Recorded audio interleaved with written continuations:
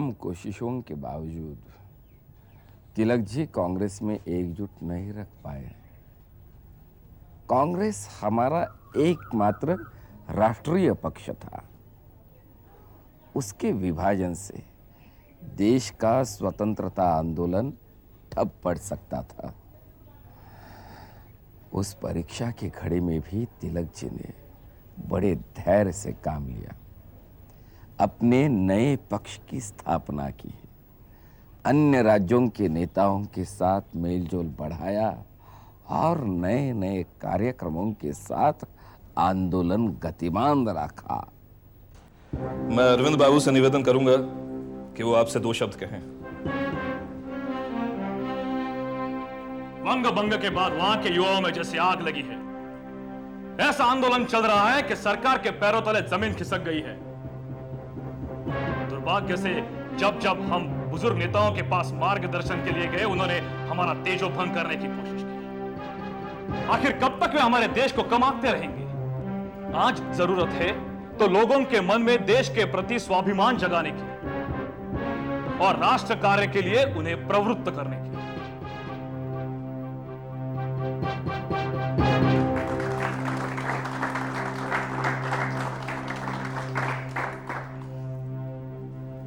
अभी अभी अरविंद ने कहा कि जब जब युवा जन ने किसी भी नए आंदोलन को छेड़ना चाहा या शुरू करना चाहा, तो बुजुर्गों ने उनका साथ नहीं दिया। मगर युवा जन बुजुर्गों की सहायता और उनके मार्ग प्रदर्शन के मोहताज नहीं है। वे चाहें तो कुछ भी कर सकते हैं, सब कुछ संभव है उनके लिए। इस बात का प्रमाण पूना में अभी हमारे सामने है। जब से शराबबंदी आंदोलन में युवाओं ने भाग लिया है, तब से सरकार को पसीने छूट रहे हैं। शराब की वजह से हजारों लाखों घर उजड़ गए और उजड़ रहे हैं, पर सरकार को इससे कोई सरोकार नहीं। उसे रस है तो पैसा कमाने में, जो उसे शराब बेचकर मिलता है। लेकिन हम अब ये नहीं चलने देंगे। जब तक हम पूना शहर से शराब का उच्चाटन नहीं करेंगे, हम दम नहीं लेंगे। और अगर हम शराब जैसी छोटी सी चीज को नहीं रोक सके, तो मैं बस इतना ही कहूंगा कि हमें स्वराज्य पाने का कोई अधिकार नहीं।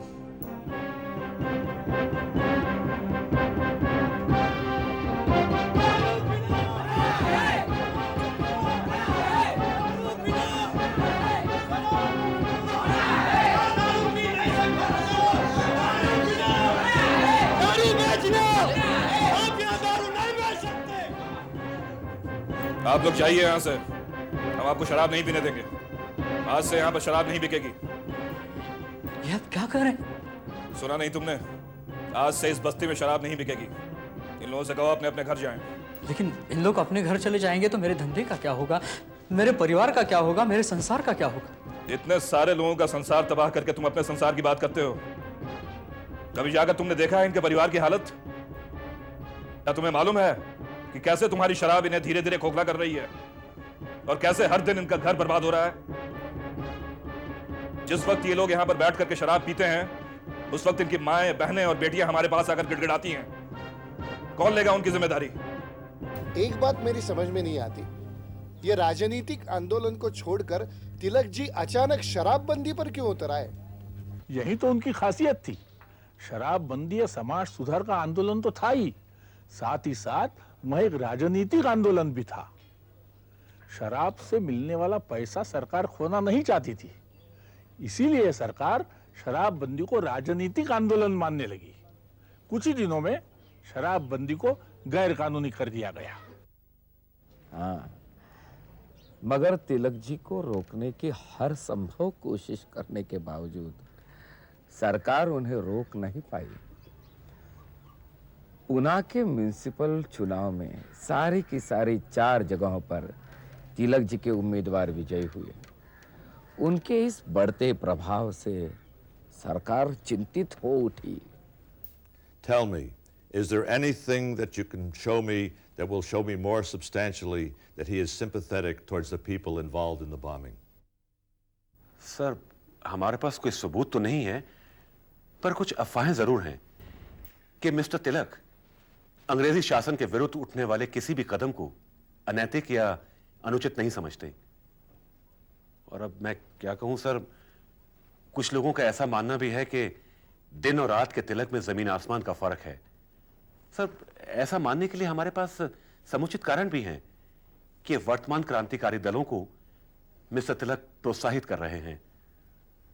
और सर, इस संबंध में कोई भी सबूत इकट्ठा कर पाने में हमारे सारे प्रयास विफल रहे हैं। तिलक जी, अब समय आ गया है कि हम अंग्रेजों से अपनी स्वतंत्रता की भीख मांगना छोड़ दे। हाँ, अब आपके शब्दों के आक्रमण से कुछ नहीं होने वाला। अब अंग्रेज सिर्फ असली बंदूक और बम की ही आवाज सुनेगी। तो अब आपका विश्वास भाषण, समाचार पत्रों और विरोध सभाओं से अधिक बम और हथियारों में हो गया। माफ कीजिए तिलक जी, पर आपके 100 भाषण जो काम नहीं कर सकते, वही काम बम के 3-4 धमाके एकदम आसानी से कर जाएंगे। ठीक है, अगर ऐसी बात है तो मैं आपको कुछ दिखाना चाहता हूं। राव साहब, सामान ले आइए।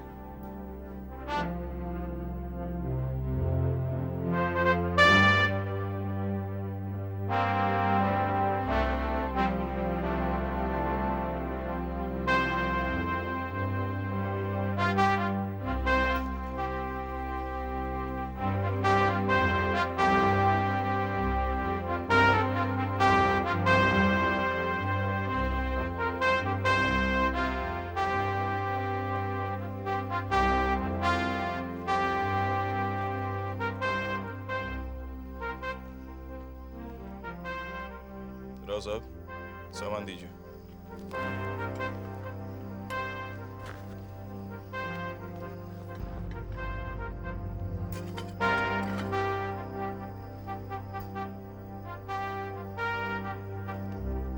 आप लोग जानते हैं ये क्या है? क्या है ये एक बम है। आप बम की बात कर रहे थे ना? क्षमा कीजिए तिलक जी, हमने आपको समझने में। पिछले कुछ समय से मैं पांडुरंग महादेव बापट के संपर्क में हूं, जो अमेरिका में रसायन शास्त्र का अध्ययन कर रहे हैं। उन्हीं के द्वारा भेजी गई विधि से राव साहब गोखले ने यह बम बनाने का कौशल प्राप्त किया है। वाह तिलक जी वाह, इसकी सहायता से तो हम ब्रिटिश साम्राज्य की नींव हिला सकते हैं। हाँ, पर हमारी और आपकी मानसिकता वाले ऐसे कितने लोग हैं जिन्हें शस्त्रों की लड़ाई में विश्वास है? ऐसे कितने लोग हैं जिन्होंने क्रांतिवीर श्री वासुदेव बलवंत फटके से शिक्षा और प्रेरणा पाई है? अगर ऐसे 100 लोग भी मिल जाएं, तो मैं समझूंगा कि हमारी अस्त्रों की लड़ाई सार्थक होगी।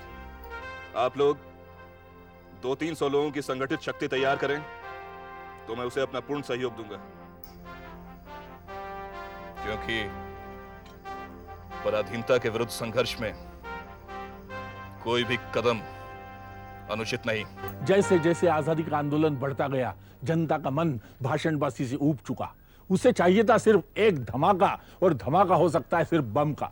स्वयं तिलक जी ने बम बनाने का प्रयास किया था। उन्होंने नेपाल में बम की फैक्ट्री खोली थी और उसके लिए अपने एक सह संपादक को भेजा था, जो आगे चलकर महाराष्ट्र के महान नाटककार हुए श्री कृष्णाजी प्रभाकर खड़ीलकर।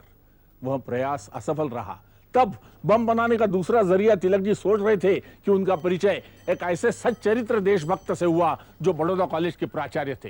तिलक जी ने कहा कि प्राचार्य पद छोड़ो, बंगाल जाओ और उसका नेतृत्व करो।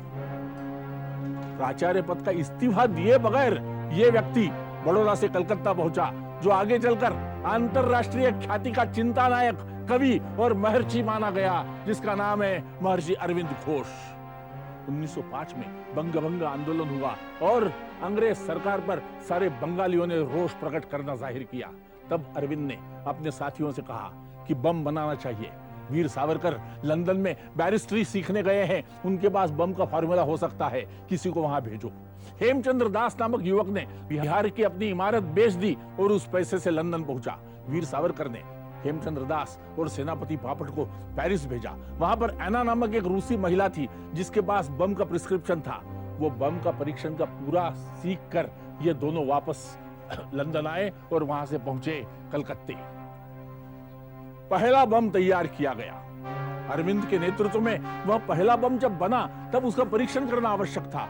ये बम ठीक बना है कि नहीं, ये देखने के लिए एक युवक को बिहार में देवघर जिले के डिगरिया पहाड़ी पर भेजा गया। उसका नाम था प्रफुल्ल चक्रवर्ती। उस निर्जन सुनसान जगह पर जैसे ही प्रफुल्ल ने बम की पिन खोलने के लिए हाथ खींचा, हाथ में बम फटा और बम के टुकड़ों के साथ प्रफुल्ल के शरीर के टुकड़े आसमान में उड़े और खुद की बरसात के साथ जमीन पर आए।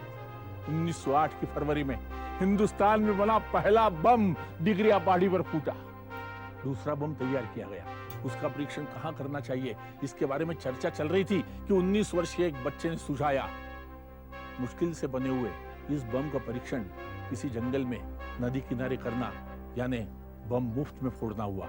अगर परीक्षण करना ही हो तो किसी अंग्रेज अफसर के सर पर किया जाए। सबने बात स्वीकार कर ली और उसके लिए शिकार चुना मैजिस्ट्रेट किंग्सफोर्ड को। किंग्सफोर्ड ने कलकत्ते में क्रूरता का कहर मचाया था।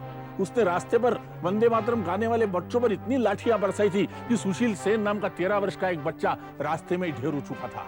किंग्सफोर्ड को मारने के लिए कलकत्ते के लोग बेचैन थे, इसलिए उसका तबादला कलकत्ते से मुजफ्फरपुर किया गया था। मुजफ्फरपुर जाकर भी उसी के सिर पर बम का प्रयोग करने का क्रांतिकारियों ने सोचा और जिस 19 वर्ष के बच्चे ने वो सलाह दी थी उसे ही वो काम दिया गया, जिसका नाम है खुदीराम बोस। हाथ में बम और साथ में प्रफुल्ल चाकी को लेकर खुदीराम मुजफ्फरपुर पहुंचा। 3-4 दिन उन्होंने उसका पूरा आने जाने का समय देख लिया। रात 8 से 8:30 बजे तक क्लब से ताश खेलकर वह बंगले पर आता है। क्लब और बंगले में सिर्फ फरलांग भर का फासला था। उन्होंने तारीख चुन ली, वह थी 30 अप्रैल 1908। उस दिन रात को 8 बजे खुद किंग्सफोर्ड के बंगले के पास एक पेड़ के पीछे वे दोनों छुप बैठे। 2 गाड़ियां 8 से 8:30 के बीच क्लब से निकली। पहली गाड़ी बंगले के सामने आते ही वंदे मातरम गर्जना करते हुए खुदीराम ने हाथ का बम गाड़ी पर फेंका। प्रयोग 100% सफल रहा। गाड़ी के टुकड़े टुकड़े हो गए। भीतर बैठे आदमियों के लाश के टुकड़े तितर बितर होकर जमीन पर गिर पड़े। लेकिन दुर्भाग्य से वो किंग्सफोर्ड की गाड़ी नहीं थी। केनेडी नाम के वकील का परिवार उसमें बैठा था जो मारा गया और किंग्सफोर्ड बच गया। इन दोनों को इस बात का पता नहीं था। वे दोनों नंगे पांव 2 दिशाओं में भागे। रात 2 बजे सबसे पहले मोकामा स्टेशन पर प्रफुल्ल चाकी पकड़ा गया। दारोगा नंदलाल बैनर्जी ने उसे पकड़ते ही एक झटके में प्रफुल्ल ने खुद को छुड़ाया, जेब से पिस्तौल निकाला और कनपट्टी पर नली लगाकर आत्मार्पण किया। प्रफुल्ल चक्रवर्ती शहीद हुआ डिगरिया पहाड़ी पर। प्रफुल्ल चाकी मोकामा स्टेशन पर किसी बंगाली युवक को पकड़कर फांसी पर चढ़ाने का काम अब तक सरकार को नहीं मिला था। सरकार को वो सम्मान दिया खुदीराम बोस ने। खुदीराम सारी रात नंगे पैर रेल लाइन पर दौड़ते हुए दूसरे दिन सुबह वहीनी स्टेशन पर पहुंचा। परिश्रांत, थका हुआ, पसीने में तर खुदीराम होटल में पानी पीने गया और पुलिस ने पकड़ लिया। पिस्तौल भी निकाल नहीं सका।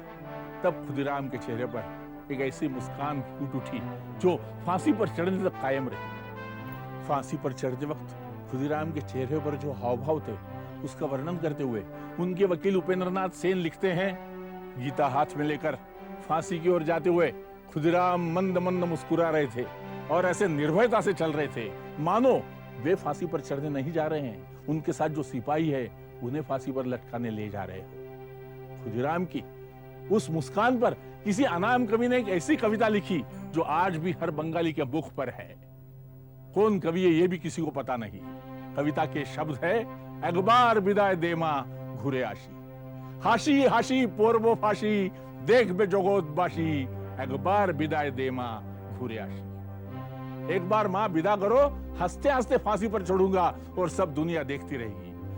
एक बार विदाय दे मां घुरे आशी, हाशी हाशी पोरबो फाशी देखबे जगतबासी। एक बार विदाय दे मां घुरे आशी। 10 মাস 10 দিন পরে, 10 মাস 10 দিন পরে জন্ম নেব মাসির ঘরে মাগো, চিনতে যদি না পারিস মা দেখবি গলায় ফাঁসি। একবার বিদায় দে মা ঘুরে আসি। মা 10 माह और 10 दिनों बाद मैं मौसी के घर फिर जन्म लूंगा और उस नवजात शिशु को देखकर तू तो अगर पहचान नहीं पाई कि तेरा खुदीराम ही वापस आया है तो उसके गले पर देख पिछले जन्म के फांसी के फंदे का निशान उस पर दिखेगा और तुझे पता चल जाएगा कि तेरा खुदीराम वापस लौटा। अंग्रेज सरकार इस बात से चिंतित है कि मुजफ्फरपुर की तरह अन्य शहरों में बम फटने लगे तो क्या होगा, पर उसके पास यह सोचने का समय नहीं कि यह बम बनने ही क्यों शुरू हुए। सरकारी अधिकारियों के जुल्म से बंगाल की गरीब जनता में जो रोष और क्रोध उत्पन्न हुआ, यह बम उसी का परिणाम है। पर एक अधिकारी को मारने से अत्याचार समाप्त नहीं होंगे, क्योंकि उसकी जगह दूसरा अधिकारी आ जाएगा। हमें उस भ्रष्ट और निकम्मी व्यवस्था को ध्वस्त करना है जिसकी इस सरकार के साथ मिलीभगत है। मुजफ्फरपुर बम विस्फोट के सिलसिले में केसरी ने प्रकाशित किए हुए लेखों को आधार बनाकर तिलक जी पर राजद्रोह का मुकदमा दायर किया गया। पिछले 5 वर्षों से तिलक जी ने सरकार के नाक में दम कर रखा था। अब मौका मिलते ही उस शेर को पिंजड़े में बंद करने की सरकार ने जी तोड़ कोशिश की और उस ऐतिहासिक मुकदमे की कार्रवाई शुरू हुई। Well then, thank you, Mr. Saravate. I am sure now we can get a substantial sentence against Mr. Tilak. Sir George has permitted us to go ahead with the prosecution. Sir, मेरी सूचना के अनुसार mister तिलक इस समय बंबई में ही हैं। तिलक जी कहाँ है? बाहर गए थे, अभी आते हो। पर बात क्या है? नहीं, कुछ नहीं, कुछ। नमस्ते जी। ये अभी कमिश्नर ऑफिस से पता चला है कि आपको पकड़ने का वारंट निकल चुका है। अगर पहले पता चल भी जाता तो उससे क्या फायदा होता है? जिस राष्ट्र में प्रतिकार करने की शक्ति ना हो, उस दुर्बल राष्ट्र का नेता अपनी गिरफ्तारी की खबर पाकर और कर भी क्या सकता है? सिर्फ इंतजार और कुछ नहीं। आने दीजिए उन्हें, आने दीजिए। मैं तब तक थोड़ा आराम करता हूं।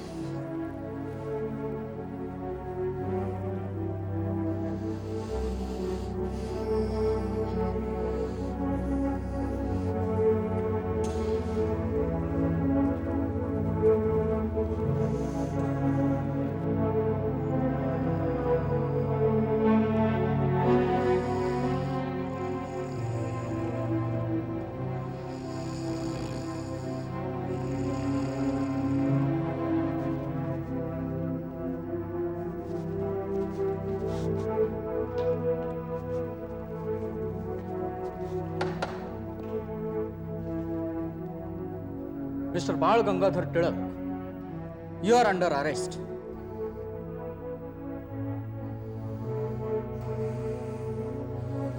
लोग आ गए ये लेट लतीफ। क्यों जी? वारंट पर दस्तखत हुए तो 4 घंटे हो गए थे।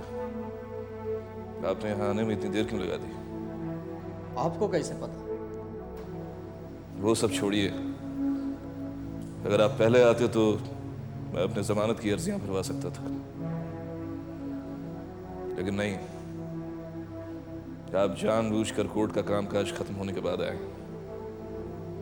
ताकि मुझे जमानत नहीं मिल सके। खैर, कोई बात नहीं।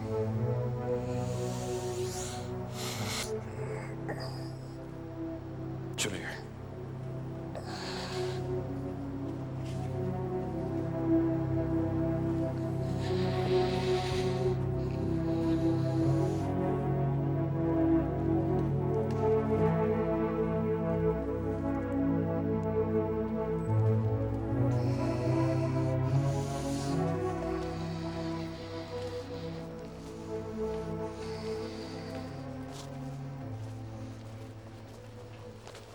Well then, I suppose that my next encounter with Mr. Tilak will be in the High Court.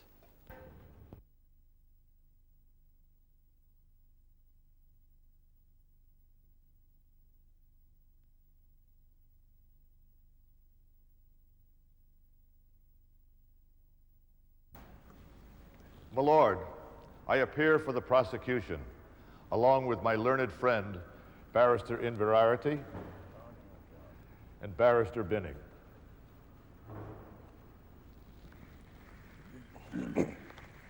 Your Lordship, I may be allowed to appear in person. Permission granted. Thank you, my lord. You can address the jury in any way you like in your defense. Thank you, my lord. Those articles were addressed to the educated class of Pune. Poona की संस्कृति और सामाजिक स्थिति के बारे में jury पूर्णतः अनभिज्ञ है। मेरे लेखों के संभावित परिणामों के बारे में जूरी कैसे किसी निर्णय पर पहुंचेगी, यह समझ पाना मेरे लिए बड़ा कठिन है। The court has already given a ruling on it. And I have accepted it, my lord. मैं न्यायमूर्ति महोदय का ध्यान पुनः इस बात की ओर आकर्षित करना चाहूंगा कि अभियोग पक्ष ने अभी तक आरोपों को विस्तार से प्रस्तुत नहीं किया। मैं ये समझ नहीं पा रहा कि मेरे लेख आरोपों के विषय हैं या एक पत्रकार और प्रकाशक होने के नाते मेरा संपूर्ण जीवन ही आरोपों के घेरे में है। Yes, you may begin.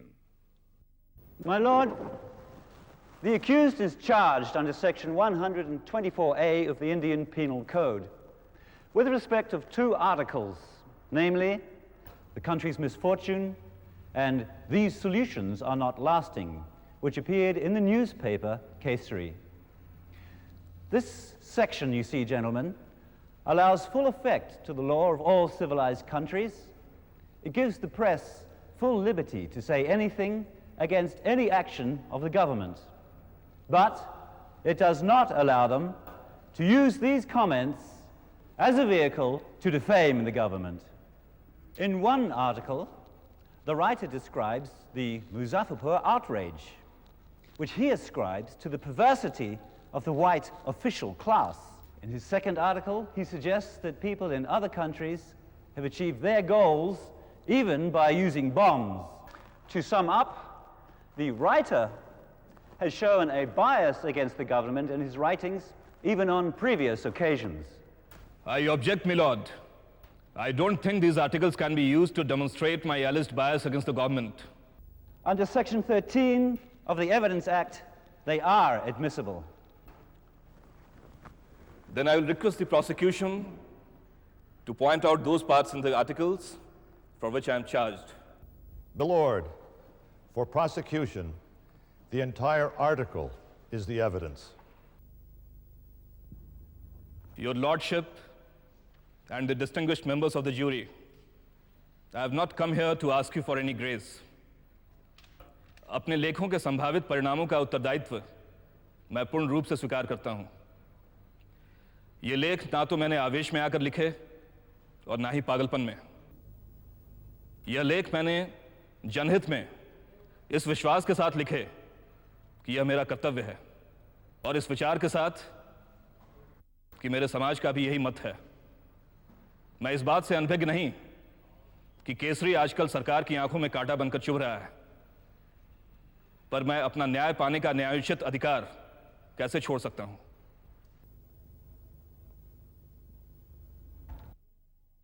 Your Lordship, now I would submit an important piece of evidence that will certainly indicate the perverse objectives of Mr. Tilak. Here is a card found in Mr. Tilak's house. On it are written the names of two books which will certainly surprise you. The first name is A Handbook of Modern Explosive by Ellisler and Nitro Explosives by P. Gerard Sanford. I object, my lord. This should not be considered as evidence. I think this is for his lordship to decide. Objection overruled. Your lordship, I should like to cross-examine the accused. Permission granted. Ask the accused to step into the witness box.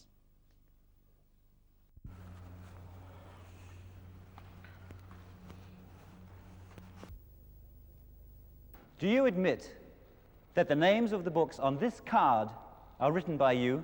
Yes, I admit. Would you please explain what made you write them? Surely.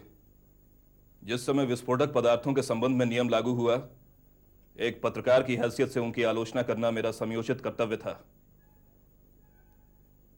और स्वाभाविक है कि ऐसा करने के लिए मुझे विस्फोटक पदार्थ, उनके प्रकार इत्यादि का ज्ञान होना आवश्यक था।